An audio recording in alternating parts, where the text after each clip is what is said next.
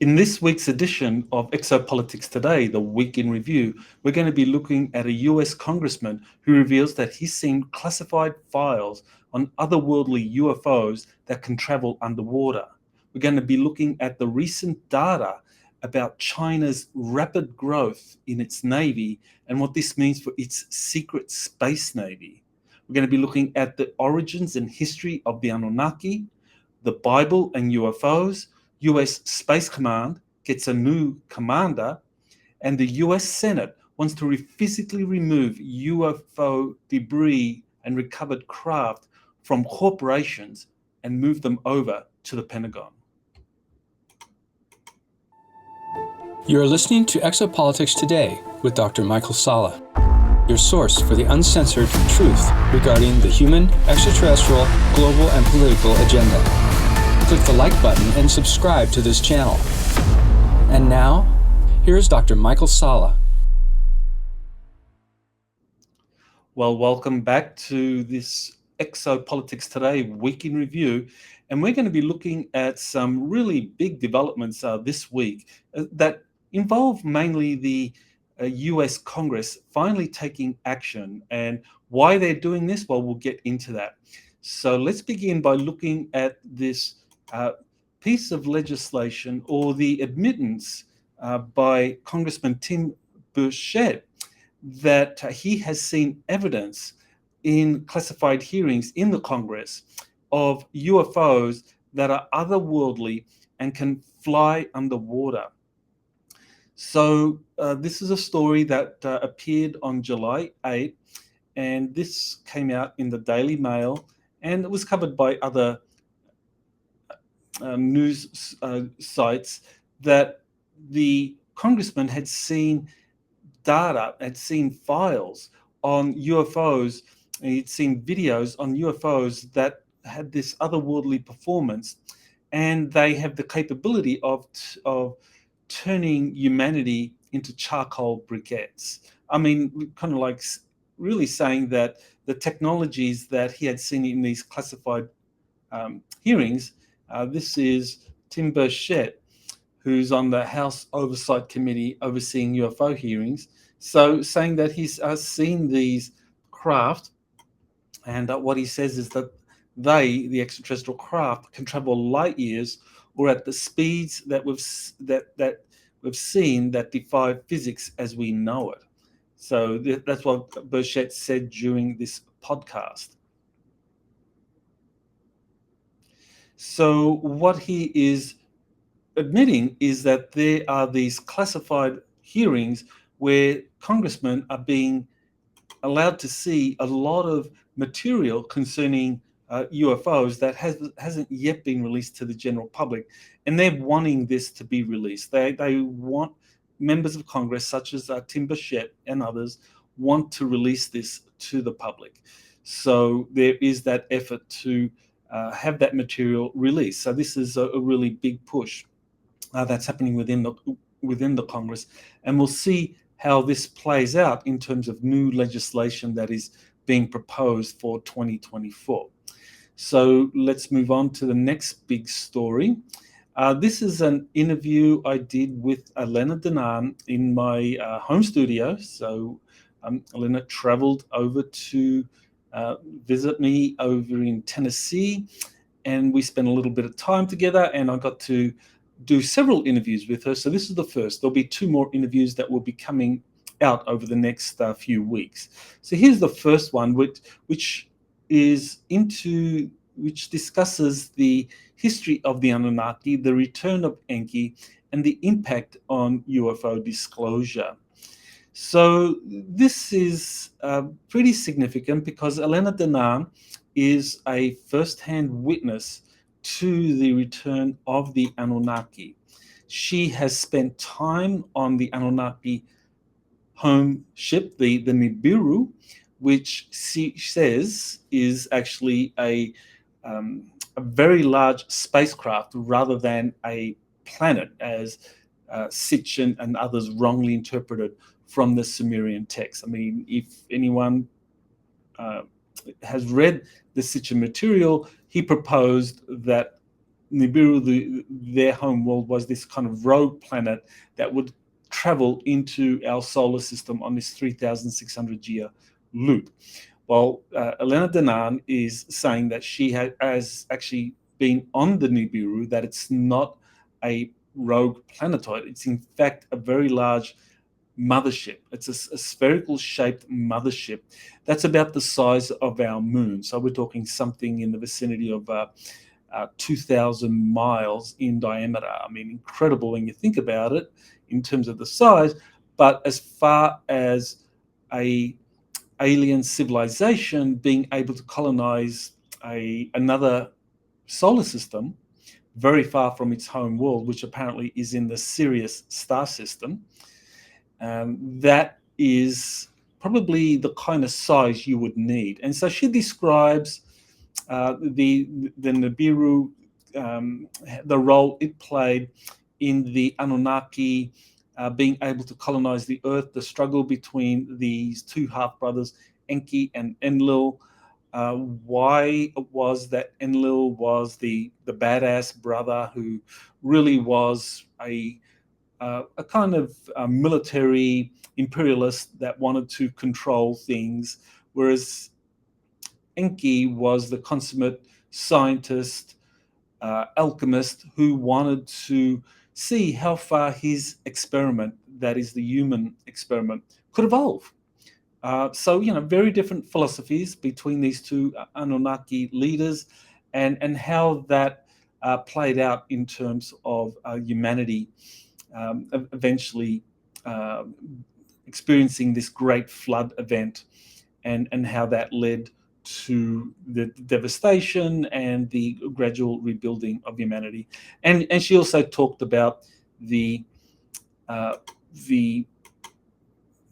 Atlantean Empire and how that was actually a part of the Anunnaki Empire, that Atlantis was actually headed by Poseidon, who was none other than Enki, and how the destruction of Atlantis was made possible by this asteroid, large asteroid that was steered by Enlil, who was in charge of the space fleet, to hit the Earth. So very interesting, the kind of history of the Anunnaki and how that plays out in terms of evolution of life on Earth. So well worth taking a look at that interview. Okay, so here's something that is very interesting. As there's a growing debate over UFO, UAP sightings and videos that are appearing all over the internet, it was worth recalling a 2008 sighting in Turkey that was investigated by a number of prominent researchers, including Roger Lear, Jacques Vallée, Turkish investigators, who found it was genuine. And it shows a spacecraft with outlines of two ET craft members. So this is the video. So let's play it.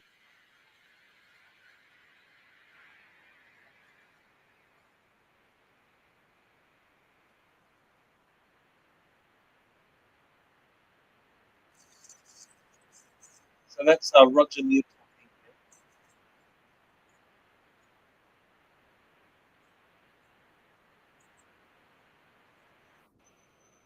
Okay, so I mean that's well worth looking at, because as the US Congress says it is now interested in looking at UFO, UAP videos and evidence, these kinds of historical cases that have been well investigated suddenly appear to be much more significant.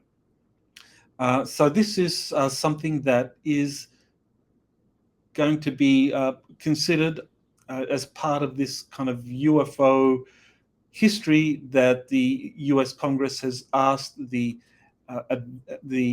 Advanced Aerial Resolution Office, the AARO office, to investigate. So AARO has been asked by Congress to investigate historical cases of UFOs. So that's sorry, I didn't get the acronym right. That's the All Domain Anomaly Resolution Office. That's AARO, that they are expected to conduct a historical review of all UFO cases. And so whether that includes this particular sighting, we don't know, but there are those that say it should be included as it was investigated by a number of prominent US researchers. So here's a tweet that I didn't cover in the previous week's Week in Review. It was sent to me by a viewer, and it concerns a exobiospheric organisms researcher, a medical researcher stationed at Fort Detrick in Maryland. So this is a molecular biologist who says that he worked from the late 2000s to the mid 2010 as a molecular biologist for a national security contractor, and he got to see these exobiospheric entities. So what does that mean? Well, I mean, exobiospheric entity or organisms, I mean, that's just another way of describing extraterrestrial entities, or EBEs as they were originally called extraterrestrial biological entities. And so his testimony reminded me very much of what Emery Smith, a former US Air Force surgeon, first assistant surgeon. So he said that he was trained, and he produced documents showing that he was trained as a surgical first assistant, where he was trained to conduct tissue extractions on biological entities. And this included extraterrestrial biological entities. So Emery Smith's testimony is very close to what this molecular biologist revealed, and that this is quite significant. Joe Rogan appears to be very interested in this. This is something that he has covered previously in interviews with people who have knowledge about the UFO cover-up or that have been directly involved. He's interviewed Bob Lazar, he's interviewed Stephen Greer, he's interviewed a number of individuals that have some knowledge about this field. So it seems that Rogan is very interested in this material, that there are scientists who have been asked to work on the bodies of extraterrestrials that have been recovered from extraterrestrial craft. So that was a tweet by Rogan from last week, the previous week. So here's something that I covered on July 11. And this shows that the shipbuilding capacity of China's Navy, the People's Liberation Army Navy, far exceeds that of the US Navy. So here you see a diagram showing that the shipbuilding capacity of China's Navy compared to the US Navy. So China's Navy is building ships at over 100 times the rate of the US Navy's own shipbuilding capacity. So this is very interesting because it just shows how quickly China is catching up. It already has, in terms of the number of Navy ships, the world's biggest Navy, even though in terms of tonnage, because the US Navy has these fleets of US aircraft carriers, in terms of tonnage, the US Navy is still bigger, but that will soon vanish. But this raises the question, to what degree does this extend to China's space navy? Now, I've been told, and I talked about this in one of my books, Rise of the Red Dragon, China's secret space program, where China has been building a secret navy. And in that book, I present the data, testimony by prominent Air Force officials that know about the rapid growth in China's space navy.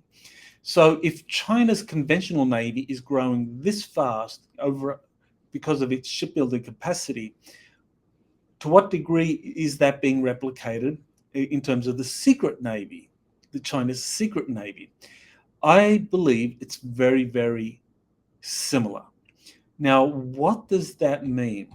Because I think what it means is very helpful for understanding why it is that all of a sudden the US Congress is pushing to have UAP files declassified. Why is the US Congress actively trying to have corporations hand over data and even physical hardware from its secret archives and research facilities to the Pentagon? Why is that? I think it has a lot to do with the fact that China's Navy, and more particularly China's Space Navy, is growing very, very rapidly. And if the US Space Force and Space Command don't do anything soon to counteract that, China's Space Navy will eventually catch up to what the US has secretly built and deployed in space, going way back to the 1960s and 70s, that China's playing catch up. There's no doubt about it. China's playing catch up. The US has had a secret space navy going back to the late 1970s, according to insiders such as William Tompkins. And the Air Force has had a secret space force going back to the 60s, flying saucers and so forth. So this tells us that the Pentagon is very worried about how quickly China is catching up with its shipbuilding capacities. And I think this helps us explain the sudden interest in disclosure. I mean, this is one of the factors driving disclosure. I don't think it's the only one, but one of the factors. So very important to consider that. So let's keep that in mind and let's move on now. Here's something that was covered in Redacted, which I think is very significant. Now, Niara Isla, she was interviewed on the Redacted show, Alternative Media, 2 million subscribers on YouTube. And she gave her firsthand testimony from 1980 about how she, as an auto radar tracking expert, was asked to track a UFO. And once she actually saw the craft, that she was punished, severely punished and traumatized as a result of that. And that this anti-gravity craft that she saw that had stealth capabilities, that this was something that in 1980 was being flight tested against the best tracking technology that the US Air Force had. So what this tells us is that back in 1980 at Tonopah Test Range, the US was already in possession of anti-gravity vehicles that were capable of rapid maneuvers and being able to display stealth capabilities and to evade radar tracking to a certain extent.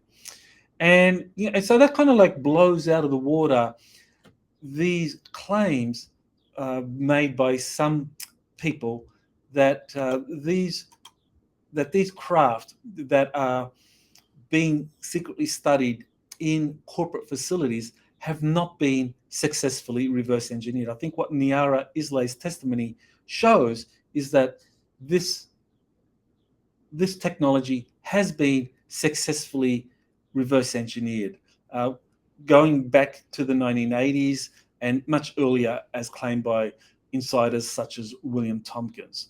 So very important, if we're going to have genuine disclosure, that we have witnesses like Niara Isla coming forward talking about what they saw with reverse engineered craft. And her testimony is kind of very similar to this whistleblower, Michael Herrera, that Stephen Greer had testified at his Disclosure Project hearing a couple of weeks ago, that Michael Herrera also saw one of these craft and that it was engaged in human trafficking and drug trade. And Niara Isla actually was part of that human trafficking, that she went on one of these craft that Herrera saw from a distance with his team of 6 Marines that were intercepted by 8 personnel that were part of the secret space program, that he saw this. So Niara Isla's testimony is very important for giving us an important idea as to what these craft are used for, and that they've been in operation since at least the 1980s. So let's move on and look at some of these other stories.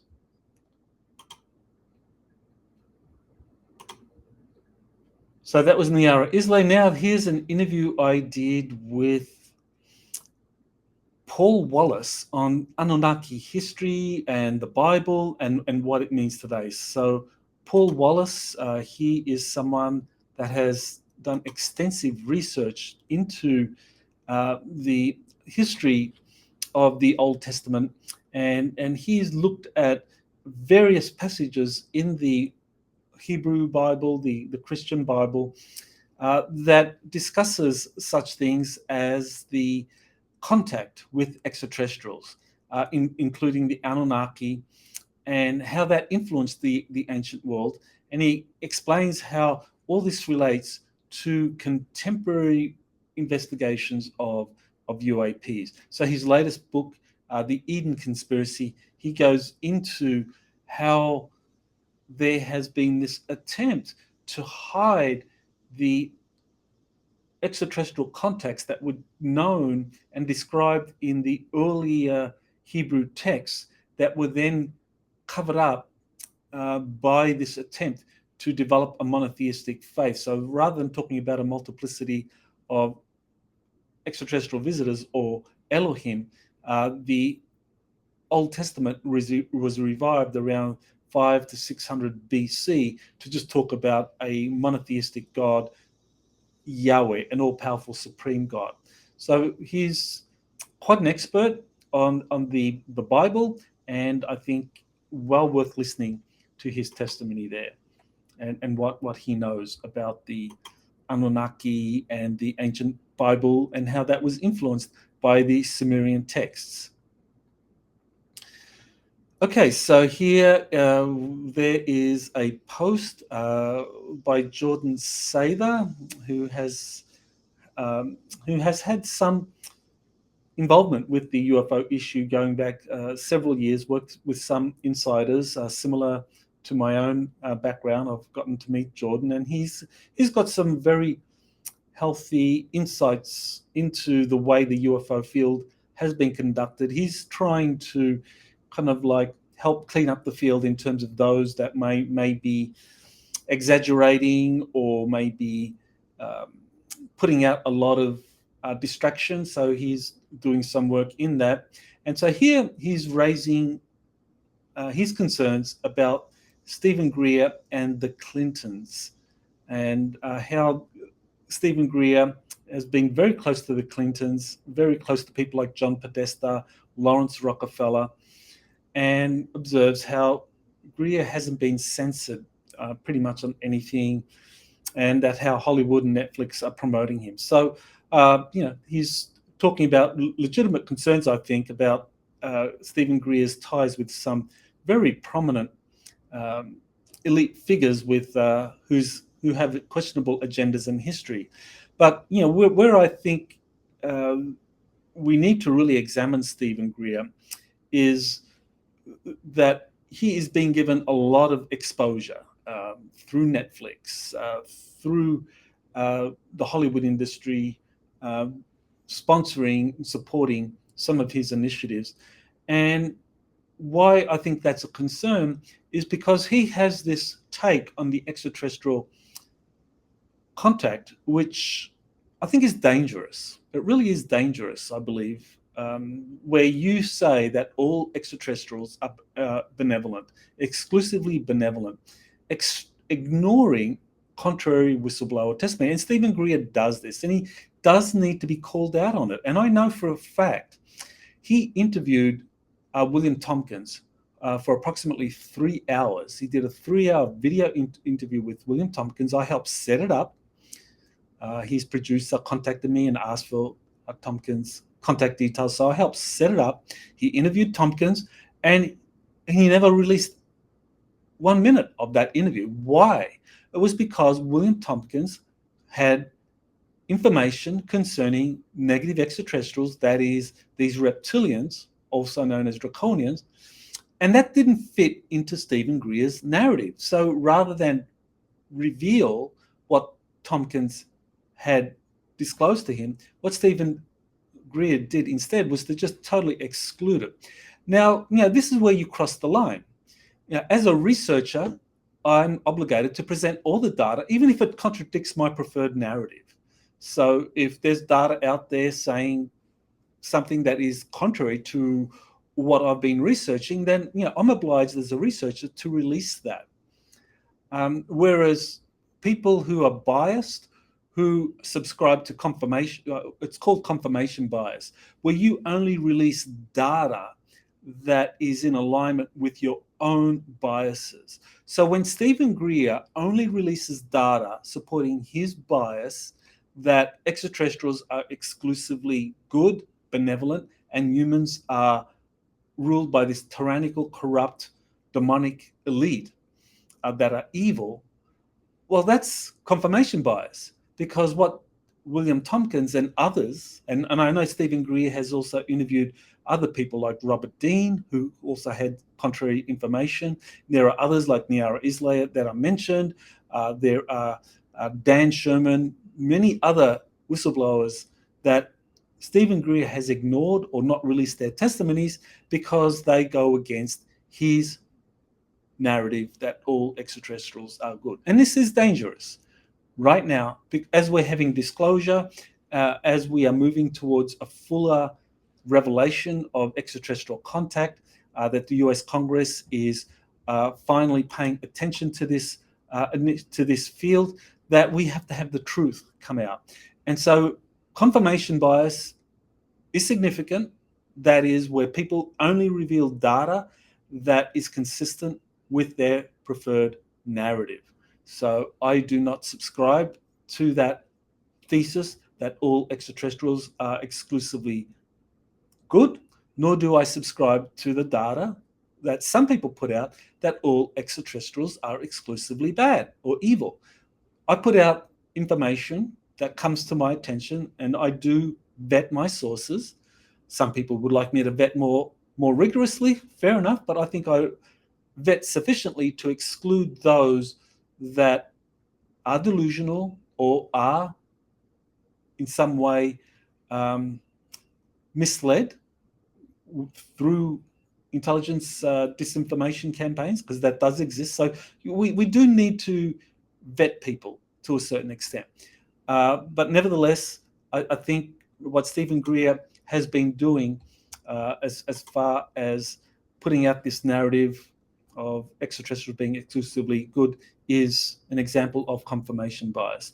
Now, here's something that I felt was very important that I tweeted on July 13 and released. And this is Dr. David Sinclair, who is an Australian geneticist, and he's a pioneer in open source studies on reverse aging.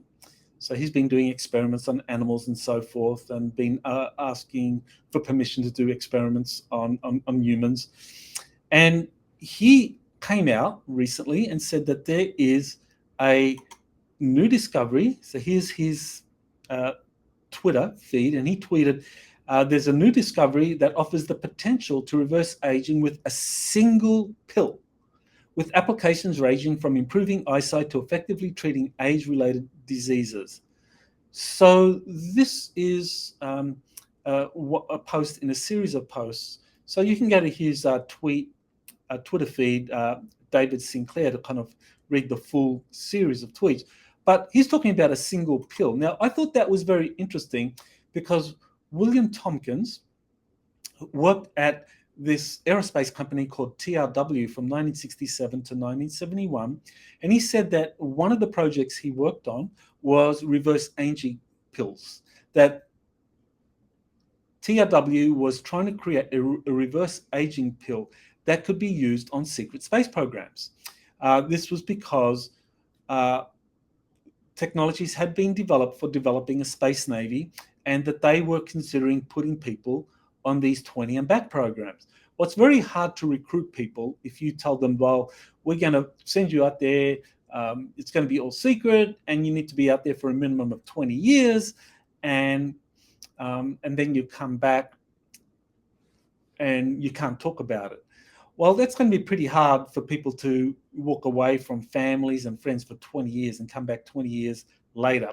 So this reverse aging gave the Navy and those involved with the secret space programs a way of recruiting people, because they could now tell people, well, if you sign up, you can go out, you can do this 20-year mission, and at the end of that, we have the technology to reverse age you and to bring you back in time to like an hour after you left. So you won't remember anything. And we'll mind wipe you and all of that, and you can just go on with your regular life. But you've performed your service, you've given us 20 years, and we'll give you benefits, none of which actually transpired.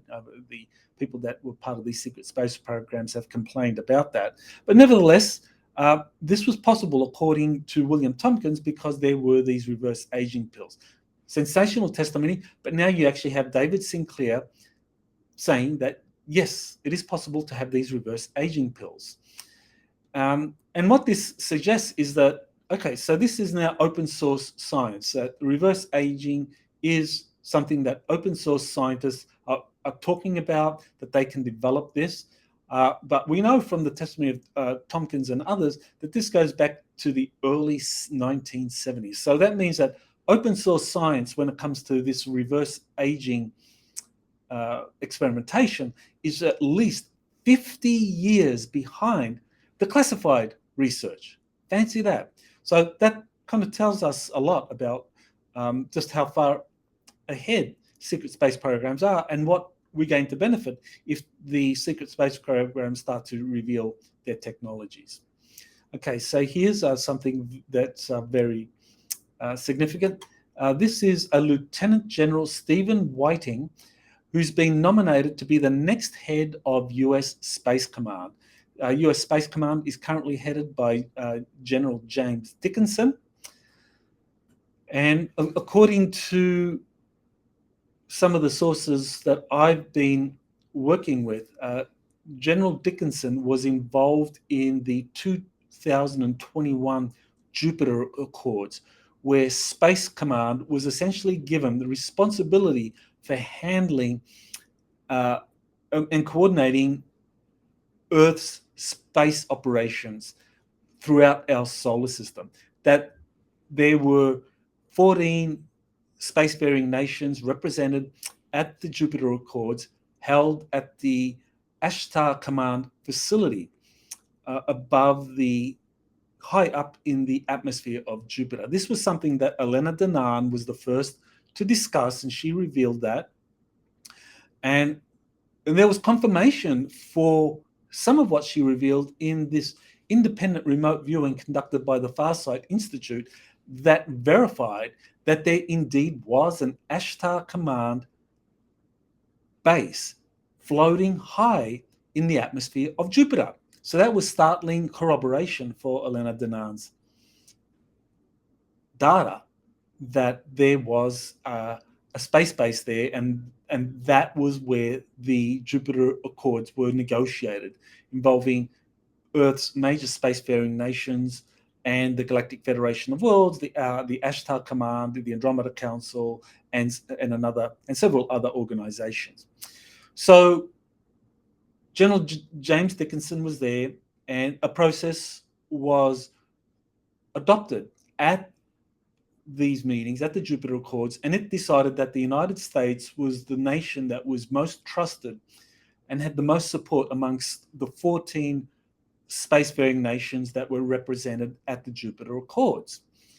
And I discussed this in my book, Galactic Federations, Councils, and Secret Space Programs, if you want to go into more discussion of the Jupiter Accords, or just do a search on my exopolitics.org website to find out about the Jupiter Accords. So James Dickinson was the general in charge of Space Command at that time. Lieutenant General Stephen Whiting was in charge of Space Command's space operations at that time. So if he wasn't present, at the Jupiter Accords.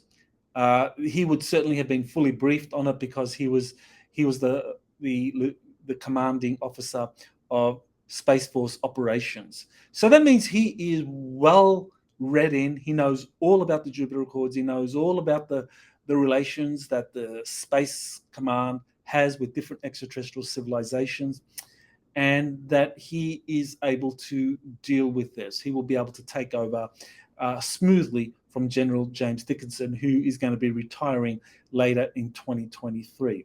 So not only will General Stephen Whiting, take over Space Command's relations with extraterrestrial civilizations, he'll also take it over when it comes to dealing with inner Earth civilizations and with subterranean, civilizations, aquatic civilizations under the oceans. So Stephen Whiting is going to be taking over responsibility for that. And in my last week in review, what I discussed was this extraordinary kind of like battle. This was maybe I didn't have this up showing. This was the tweet from Stephen about Stephen Whiting. So what this tweet suggests is that Stephen Whiting is going to be taking over all the responsibilities of Space Command when it comes to dealing not only with extraterrestrial civilizations, but also inner Earth civilizations and with aquatic civilizations at the bottom of the oceans. And in my last week in review, what I did was I discussed how there was this turf war between the commander of NORAD and Northern Command, that is General Glenn Van Herk, and James Dickinson, over who has responsibility for tracking missiles and for tracking Santa Claus. What that is essentially that there's a turf war between different combatant commands in the United States for who has ultimate control and authority when it comes to extraterrestrial civilizations that are establishing bases underground or underwater in the territory of the United States. So we're talking about the oceans, like the Caribbean and so forth, around the United States, as well the Great Lakes, as well as subterranean. Is it going to be Space Command or is it going to be Northern Command? So this was the turf war that I discussed in the previous week in review. And so this person, General Whiting, is next going to be the person who's going to be in charge of dealing with all of these issues. And I've been doing updates from JP, who discusses his involvement with these spaceports underneath the United States and under the oceans. And the question is, well, who's going to be in charge of these spaceports? Who has ultimate authority? Is it going to be Space Command or is it going to be Northern Command? That's the turf war that's being fought over pretty rigorously. You know, the reference to tracking Santa Claus that Glenn Van Herk raised in his criticism of Space Command getting authority over tracking nuclear weapons and missiles. That is because there are the spacecraft that travel from under the oceans and underground into outer space, and while NORAD is tracking these, Space Command is also tracking these. But who has ultimate control over dealing with the occupants of those craft? Is it NORAD, Northern Command, or is it Space Command? And it has, and I think the current administration, the Biden administration in the US, has been given increasing authority to Space Command over these issues, and Whiting will inherit all of that. So now we look at, okay, this is Congressman Tim Burchette, saying that he has seen classified UFO videos showing technology that humanity can't handle, and that they, ETs, could turn us into a charcoal briquette. So Burchett has seen this data.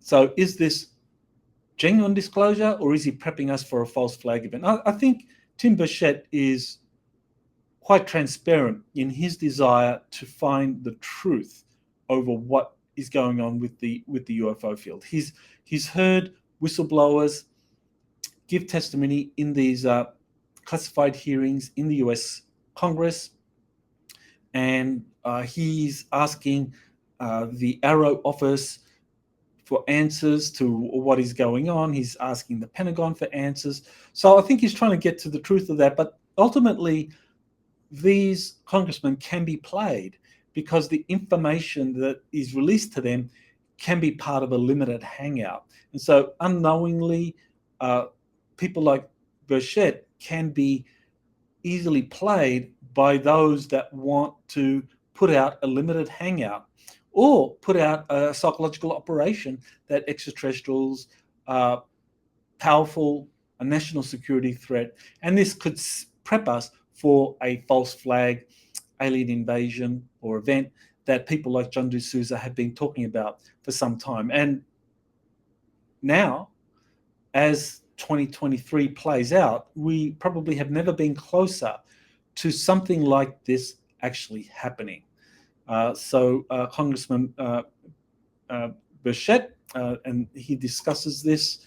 This is a New York Post story. And as you can see, they've released his story in a way that kind of sensationalizes the fear factor. Could turn Earth to charcoal. So again, is Burchett being played as part of a limited hangout, as part of a psychological operation to kind of like prepare people for some kind of false flag event? Very interesting question. Okay, so, all right. So this is where we get to some breaking news, and this came out in none other than the New York Times. So let's see.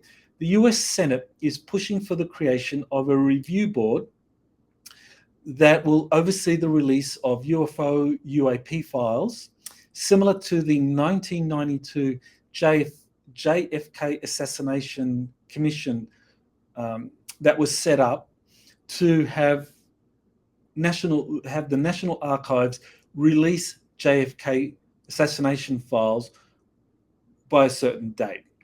So in the 2024 National Defense Authorization Act, so that is the bill that authorizes the funding of all Pentagon, that authorizes the funding of Pentagon projects, the Department of Defense for 2024. So it's roughly in the vicinity of $800 to $900 billion. I don't know the exact figure for 2024.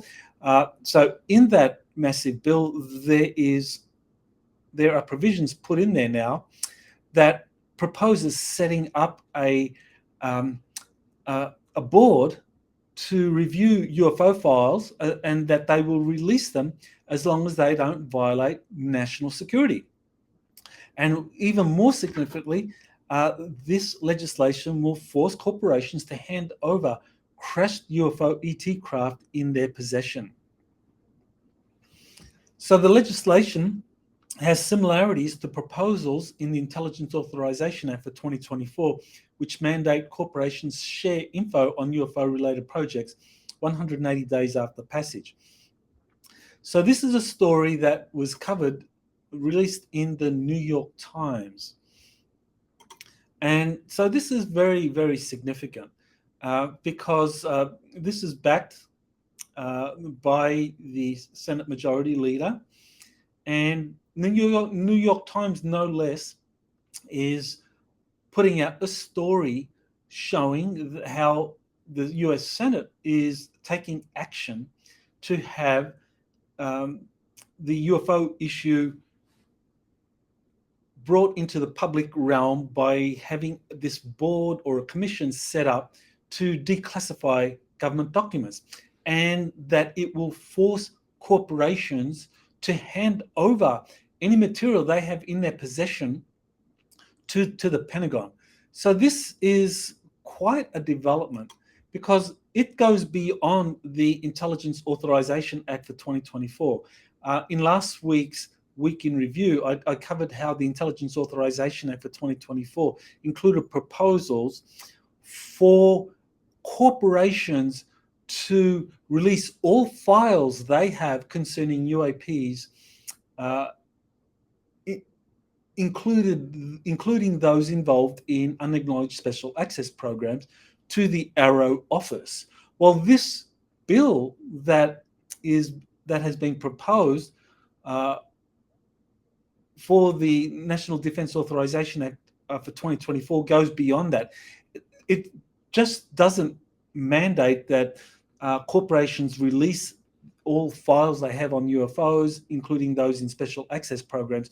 Otherwise, they'll lose funding, which is a pretty major kind of stick that's being used against corporations.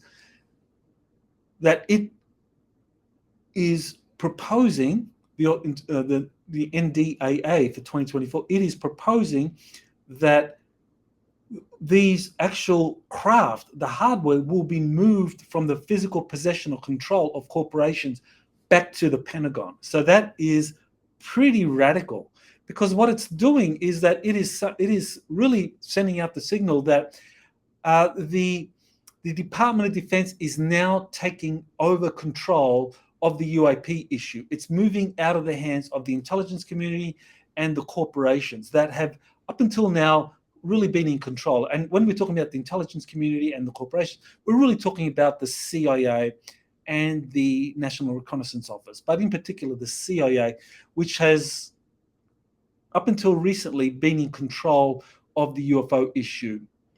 I wrote a book, Kennedy's Last Stand, which reveals the extent to which the CIA has been running the UFO issue for decades. It was set up to fund all these UFO projects, and that over the decades, especially after the Kennedy assassination, the CIA handed over a lot of these files, a lot of the material that had been retrieved and that were in the possession of the Pentagon, handed them over to corporations, and it funded these corporations through the Pentagon. So it was a very convoluted system, but ultimately it was a system set up where the CIA would have ultimate authority for deciding which projects would be funding concerning UAPs or UFOs, and where these would be secretly kind of like held in terms of corporation involvement.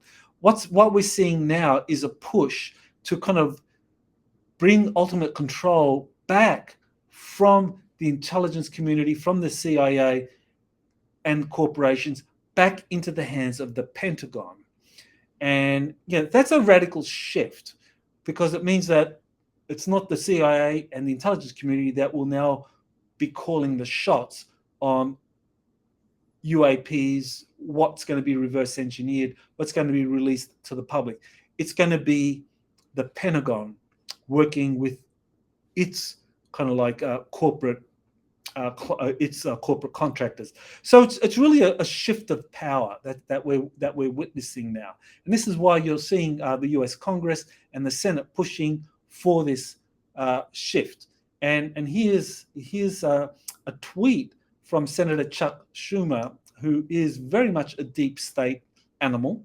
He is beholden to the deep state. So a lot of people will say, questionably, they'll say, well, if Senator Chuck Schumer is behind this effort, this bipartisan effort to declassify UFO AP files and force corporations to hand over recovered ET craft, then there's something fishy here, that this is bad. Well, what is really happening here, and I don't think it's such a bad thing at all, is that, as I said, what's really behind this legislation, what's behind Congress, the US Senate, and the House of Representatives pushing to have legislation taking control over UFO files and UFO or extraterrestrial craft that's been retrieved, and is in the hands of corporations. The reason they're doing that is they want to shift the nexus of power from the CIA, the intelligence community, and corporations to the Pentagon and corporations. So, people will say, well, what's the difference? You're talking really about different factions within the military-industrial complex and the intelligence community. On the one hand, you've got the CIA and the corporations it works with to manage, study, reverse engineer, and deploy these spacecraft that have been recovered or that have been handed over in terms of secret agreements with visiting extraterrestrials. And on the other hand, you've got the Pentagon working with aerospace corporations to build and to supply its future space fleets. There is a difference. The intelligence community, the CIA's role through its illicit black budget, its black budget that it raises funds through all of these illicit activities, the drug trade, human trafficking, pump and dump economics on Wall Street, setting up dummy corporations to raise close to $1 trillion a year off the books that the CIA then siphons through the Pentagon to different corporations to build these craft. Now, what the Pentagon wants to do, and this is being driven, I think, by what is happening as far as China developing a space navy at unprecedented rates, where it's building craft, spaceships, as well as surface navy ships at a rate that far exceeds what the Pentagon and the intelligence community is doing. And the Pentagon planners are looking at this and saying, well, look, if we don't take control of this now, if we don't start building fleets of space carriers and destroyers and cruisers, we're going to be eclipsed by China eventually, and we will no longer be the dominant space power. And that the authority that the US Space Command has in terms of what was decided at the Jupiter Accords in 2021, that power will erode, and at some point in the future, China will be recognized as the dominant space power, enjoying the confidence of most nations on the earth. And so the Pentagon is looking at this and saying, well, the future, if we continue the present path, we need to, we're going to be eclipsed by China. So we need to change things so that the whole issue of secret space programs, reverse engineering of alien technologies and ancient technologies that have been recovered have to move out of the hands of the intelligence community and the CIA. And it's got to be put firmly into the hands of the Pentagon, because the Pentagon now has to take control of this, because space is no longer something that's going to be run by the intelligence community, but it has to be run by the Pentagon. So I think that's what's really driving Congress doing this. So in a sense, it's one faction of the military-industrial complex, which is focused on the Pentagon and the intelligence community, and on the other hand, you've got one faction, which is the Pentagon and the aerospace community, and the other faction, which is the intelligence community, the CIA, and in its group of select corporations. So, why would this matter to us today? Well, I think it matters a lot because if we have what is happening in the classified world of secret space programs, reverse engineering, conducting relationships with extraterrestrial communities and underground civilizations, if that moves from the intelligence community, the CIA, over to the Pentagon, that's a step in the right direction. I don't think it'll be the final answer, because I think the final answer is going to be where we, the people, actually have a direct say in this. But at the moment, the Pentagon is probably a better conduit for this information getting out into the public arena. And so this legislation that is being proposed, that is being put through the Senate in the National Defense Authorization Act for 2024, that's going to shift control over these recovered extraterrestrial spacecraft that have been secretly studied in corporate laboratories. They're going to shift control of that and move those technologies to the Pentagon, to military laboratories, where they're going to get their group of corporations to work with them.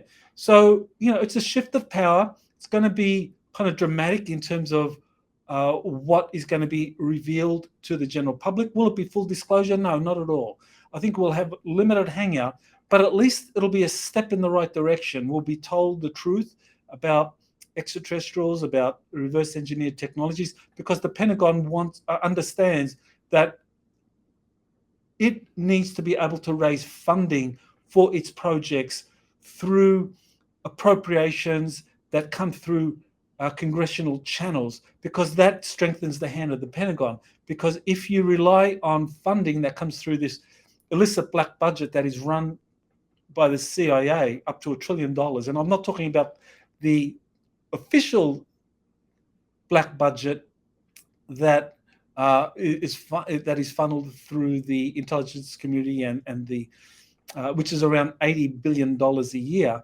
I'm not talking about that, because that's something that is known to investigators. But the illicit, that is the one that's raised through the drug trade rather than through the single line items in the Pentagon budget.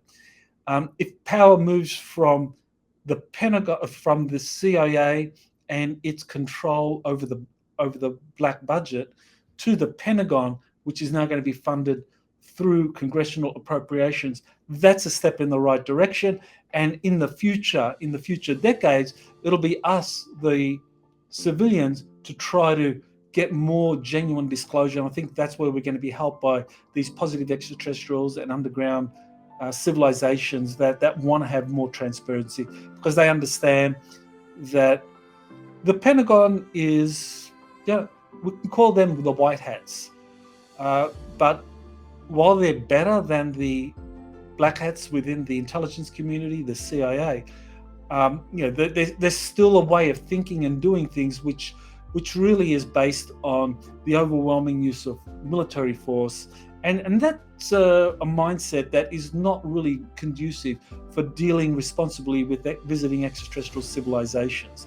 So that's the ultimate goal. But now, step in the right direction is this kind of legislation to take power away from the corporations, to move the files and the technologies out of secret corporate laboratories into the Pentagon, and then that's going to be disclosed through this commission that's going to push for releasing more and more UFO files. So we'll get some disclosure, limited hangout, but that I think will be good in the end in spurring more genuine disclosures. So don't forget to like and subscribe to Exopolitics Today. That's the way to kind of overcome the way in which the shadow banning now happens on YouTube and social media. So thank you for watching, and aloha. You have been listening to Exopolitics Today with Dr. Michael Salla. Please remember to like, share, and subscribe to this channel. Join or start a conversation in the comments. Take the time to explore the vast library of best-selling books, webinars, and podcasts by Dr. Salla. Visit exopoliticstoday.com.